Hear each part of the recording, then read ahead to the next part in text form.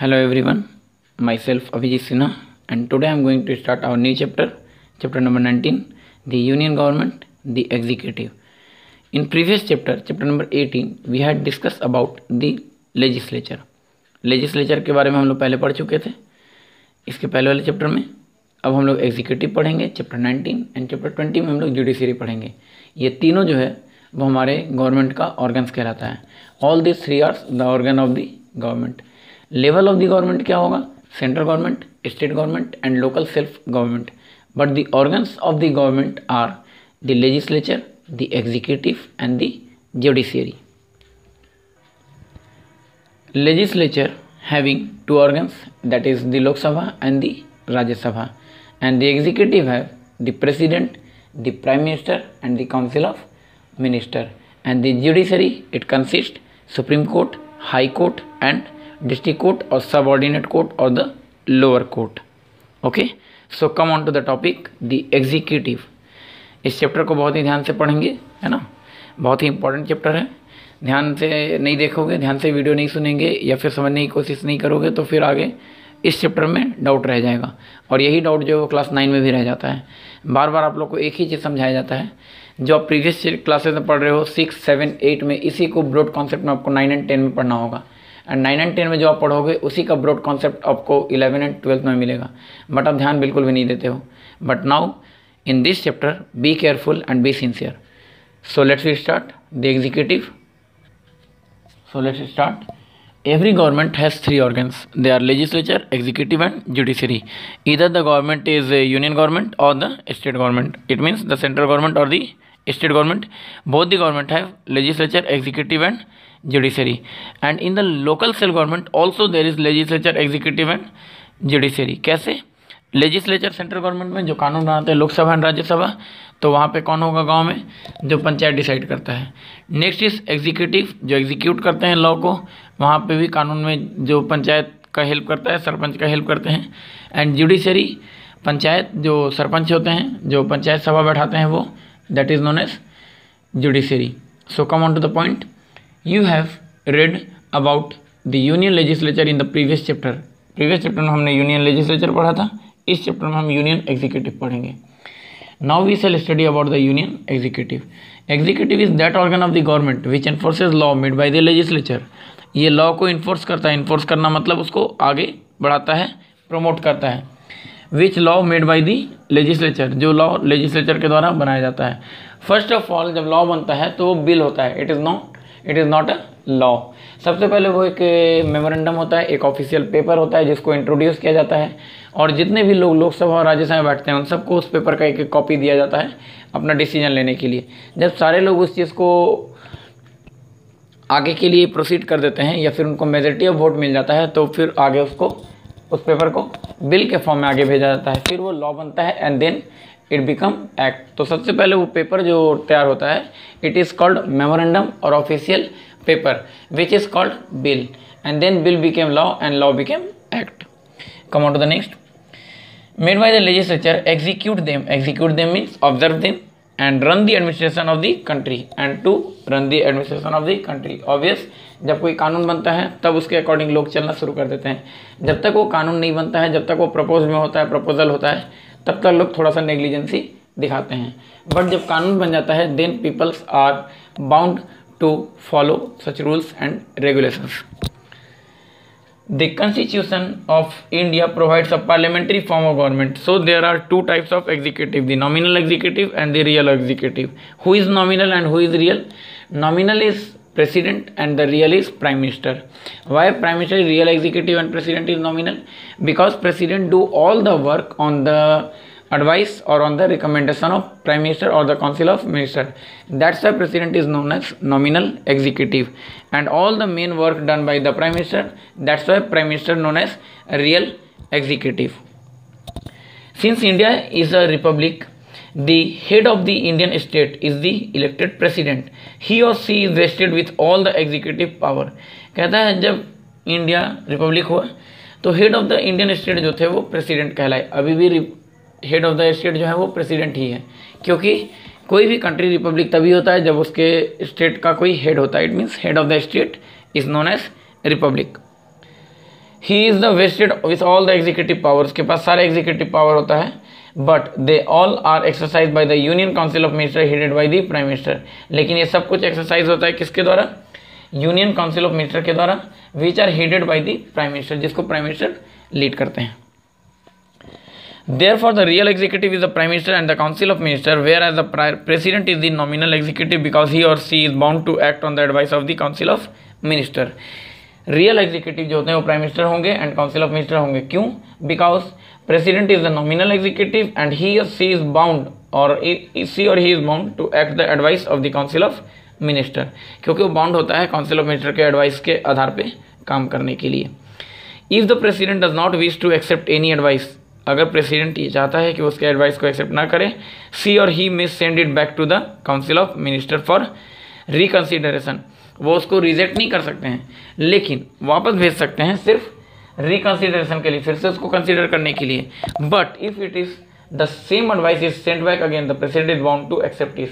लेकिन अगर दोबारा वही रिकमेंडेशन फिर से वापस आ जाता है, then president was bound to sign, president is bound to sign it और एक्सेप्ट इट। प्रेसिडेंट बाउंड होते हैं, प्रेसिडेंट बंधे हो जाते हैं कि वो उस अप्रूवल को, उस अप्रेजल को एक्सेप्ट कर लें, प्रपोजल को एक्सेप्ट कर लिया जाए। You have read in the previous class that the executive at the state level comprises the governor, the chief minister and the council of minister, same as it is. जैसे union government में president होते हैं, president nominal head होते हैं, state में governor जो होगा वो नॉमिनल हेड होगा। स्टेट में chief minister and council of minister ये रियल एग्जीक्यूटिव होते हैं, तो सेंट्रल में चीफ मिनिस्टर की जगह प्राइम मिनिस्टर जो होंगे वो रियल एग्जीक्यूटिव होंगे।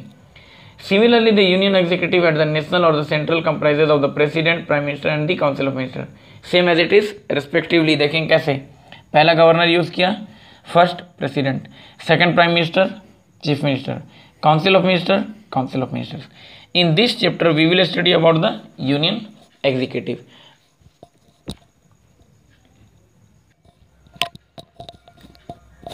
This one, that is state level, comprises governor, chief minister and council of minister. Union government comprises president, prime minister and council of minister. Governor, first one is governor, first one is president, second is chief minister, prime minister, council of minister, council of minister. It means जो position governor का होगा state में, central में president का होगा। जो chief minister का position होगा स्टेट में, वो सेंट्रल में प्राइम मिनिस्टर का होगा। बाकी council of minister, council of minister ये सेम होते हैं, जो असिस्ट करते हैं चीफ मिनिस्टर को या फिर इनको एडवाइस करते हैं। Next is the President of India is called the head of the state, whereas the Prime Minister is called the head of the government. इसको याद रखोगे, हेड ऑफ द स्टेट कौन होता है? President, and head of the government prime minister. Okay, head of the government क्यों कहते हैं? क्योंकि ये पीपल के द्वारा इलेक्ट किए जाते हैं, that's why prime minister is known as the head of the government. Next is the president. Qualification for the office, president के लिए क्वालिफिकेशन क्या होना चाहिए? A candidate for the office of the president of India must be a citizen. First one, must be a citizen. Second, who has completed 35 year of age. Third one is she और he should be qualified to be a member of the Lok Sabha, Lok Sabha के लिए qualified किया जाना चाहिए। And should not hold any office profit post, किसी भी profit post पे ये नहीं होना चाहिए। एंड शुड नॉट बी, एक और होता है, वो होता है शुड नॉट बी मेंटल, पागल नहीं होना चाहिए। ठीक है, फिफ्थ पॉइंट, बस यही इसका क्वालिफिकेशन है। Next one is tenure. The president of India holds the office for a 5 year term and can be reelected. President का टर्म कितना होता है? 5 ईयर का। Doctor Rajendra Prasad, the first president of free India, was the only president to have been reelected for a second term, so he continued to be in the office from 1950 to 1962। 1950 से लेकर 1962 तक का term था doctor Rajendra Prasad का। Who was the only president who elect second time और regularly और consecutive second time elected as a president,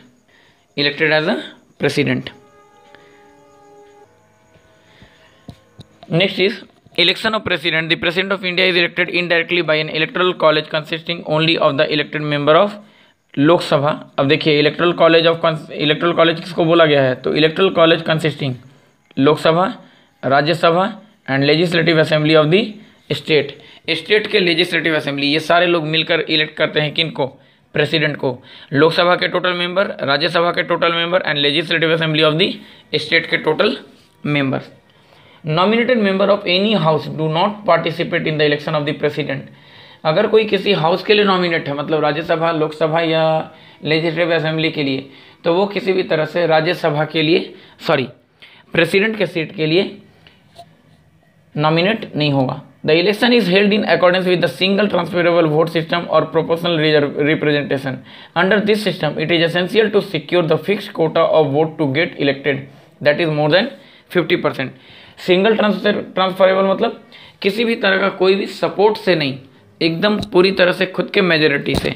तो single transferable vote system या प्रोपोर्शनल रिप्रेजेंटेशन किस चीज़ के लिए कहा गया है, दैट सी और he got fixed quota of vote or to get elected, that is more than 50%। It means 50% से ज़्यादा उनको फेवर्ड में वोट मिलना चाहिए।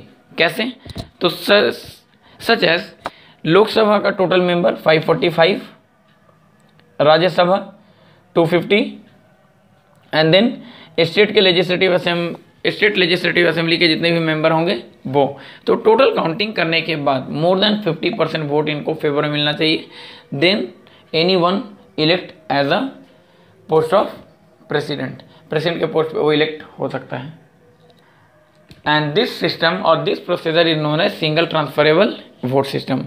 Something is very important. Do you know the Election Commission of India held 5th presidential election of India on August 1969? Election Commission of India जो है वो 5th election held किया था कब, अगस्त 1969 में, जिसमें वराही गिरी, वेंकटागिरी, वीवी गिरी with 4,20,077 votes won in a run off election over his rival Neelam Sanjeeva Reddy, who got 4,05,427 vote. It was for the first time in India that a presidential candidate, that is VV Giri, won the election on the basis of second preferences vote. ये पहला time था जब second preferences vote के तहत वीवी गिरी को president चुना गया था अगेंस्ट नीलम संजीवा रेड्डी। कब, इन द इलेक्शन ऑफ 1969। क्यों पहले सेकंड प्रेफरेंसेस वोट के सिस्टम पे चुना गया था, क्योंकि नीलम संजीवा रेड्डी को वोट ज़्यादा मिलने के बाद भी जो वोट था पार्लियामेंट का, या फिर जो कह सकते हैं लोकसभा और राज्यसभा जो लेजिस्लेटिव असेंबली के जो इलेक्टेड मेंबर जो वोट करते हैं वो उनके फेवर में नहीं थे। That's why V V Giri was elected as a president. Next, the important term is impeachment. What is impeachment? It is the process to remove the president. President को रिमूव करने का जो प्रोसेस होता है वो impeachment कहलाता है। And what is in this process? If a president violates the constitution, अगर प्रेसिडेंट किस कॉन्स्टिट्यूशन को वायलेट करता है या कॉन्स्टिट्यूशन के रूल एंड रेगुलेशंस को नहीं मानता है, then she or he can be removed from the office by a resolution of impeachment, which is passed by both the houses of parliament by not less than 2/3 majority. It means 545 Lok Sabha and 245 Rajya Sabha. Total is 790. या फिर हम कह सकते हैं 552 लोकसभा के लिए है, but at present 545 and 250 Rajya Sabha. तो ऑलमोस्ट मान के चलते हैं कि 700 800 approximately. 2/3 majority means more than how much vote? That is more than 540 vote in the favor of impeachment. Next is succession to presidency. In case of office of the president falls vacant due to his resignation, death or impeachment. अगर किसी तरह से president का post खाली हो जाता है, vacant हो जाता है उनके डेथ होने पे, या फिर उनके रेजिग्नेशन पे, या फिर उनको इम्पीचमेंट के थ्रू हटा दिए जाने पे, then the vice president of India take over the responsibilities to officiate as a president till the new president is elected. Election must be held within 6 months to fill up the office of the president. President का जो post vacant हुआ है उसको 6 months के अंदर उसको fill up करना होता है या फिर वो ज़रूरी है, एसेंशियल है। बट तब तक वो 6 मंथ तक कौन प्रेसिडेंट रहेगा? तो as in the charge of the vice president take the oath और take the charge of the president. President का चार्ज वाइस प्रेसिडेंट लेंगे। Next is, do you know if the office of the vice president also falls vacant. अगर vice president का भी office false हो जाए, vacant हो जाए, खाली हो जाता है, तब क्या होगा? मतलब ये दिमाग में आपके क्वेश्चन आ सकता है कि सर प्रेसिडेंट का अगर सीट खाली हो गया तो वाइस प्रेसिडेंट उस जगह पर अपॉइंट हो गए। वाइस प्रेसिडेंट का भी अगर पोस्ट खाली हो जाता है तब हो सकता है, मतलब कोइंसिडेंस ऐसा हो कि वाइस प्रेसिडेंट का भी हो सकता है डेथ हो जाए या फिर वो रेजिग्नेशन दे दे या फिर उनके अगेंस्ट इम्पीचमेंट हो। Then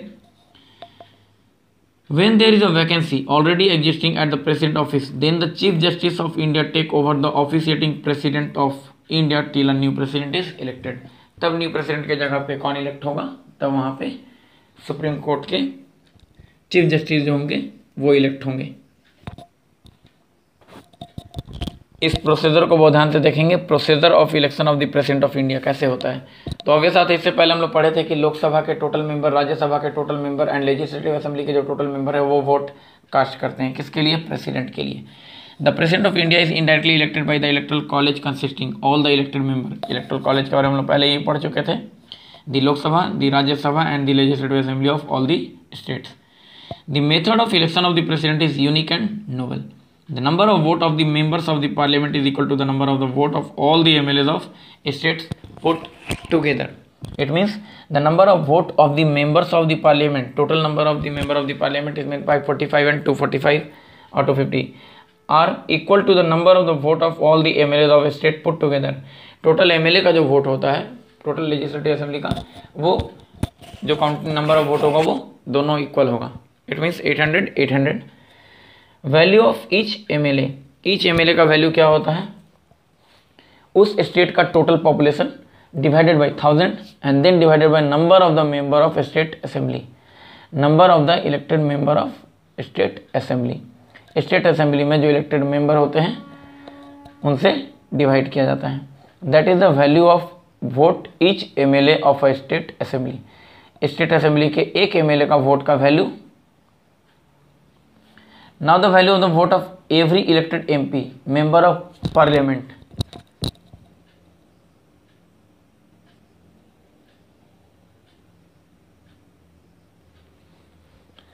Member of parliament, that is total number of vote of all the elected member of the state assembly, MLA of the state assembly.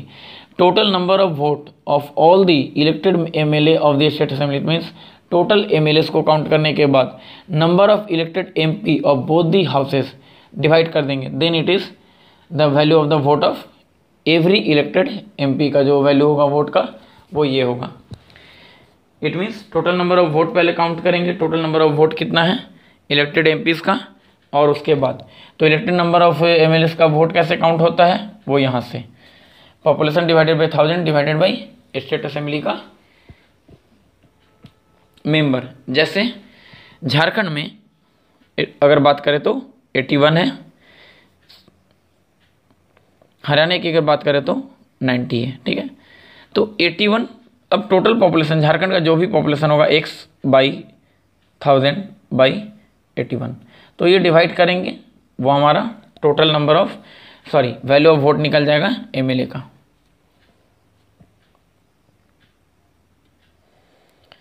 Next is, तो ये जब वैल्यू निकल गया तो टोटल वैल्यू जो है वो एमएलएस का हम लोग काउंट करेंगे, टोटल नंबर ऑफ वोट, और उसके काउंट करने के बाद divided by number of MPs. It means 250 plus 5 45 total almost divided by 800।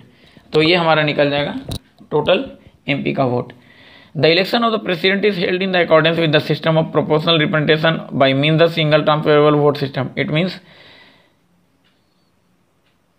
more than 50% vote in favor of president.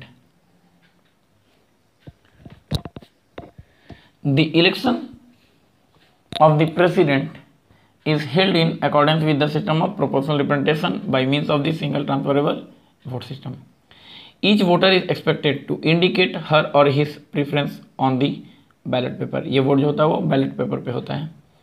If the candidate of voters first choice is not getting elected, his vote may be transferred to the candidate of his or second choice and so on till a candidate is declared elected. कहता है if the candidate of the voters first choice is not getting elected, अगर पहला choice उसका elect नहीं होता है, जो वीवी गिरी के केस में हुआ था जो हम लोग पढ़े थे अभी जस्ट, नीलम संजीवा रेड्डी की जगह पे वीवी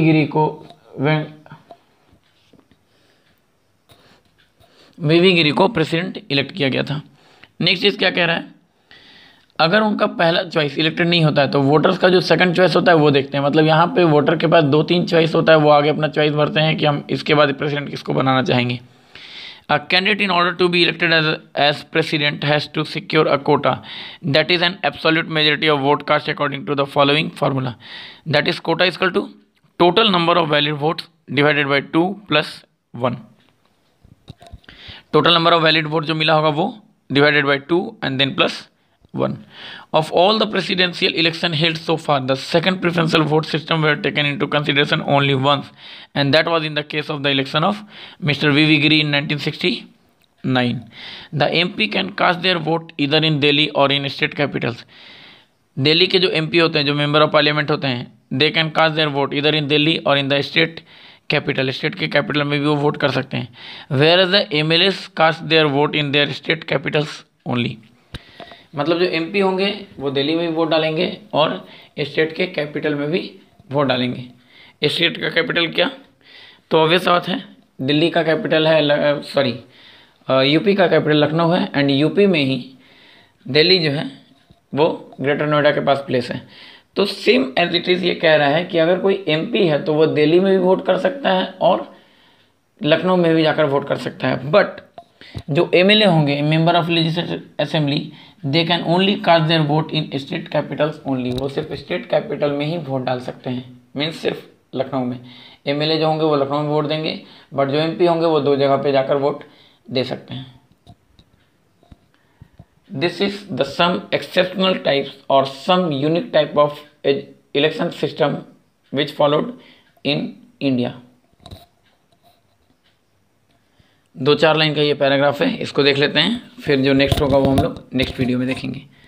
एमोल्यूमेंट्स एंड इम्यूनिटीज। एमोल्यूमेंट्स सैलरी को कहते हैं।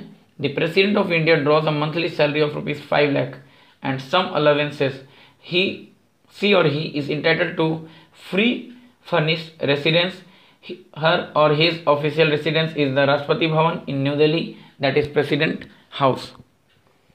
After retirement, the president is entitled to get a pension of ₹1.5 lakh per month। मतलब रिटायरमेंट के बाद प्रेसिडेंट को पेंशन 1.5 लाख आगे मिलता रहेगा, और जब तक वो जॉब में रहेंगे तब तक उनको ₹5 लाख पर मंथ सैलरी मिलेगा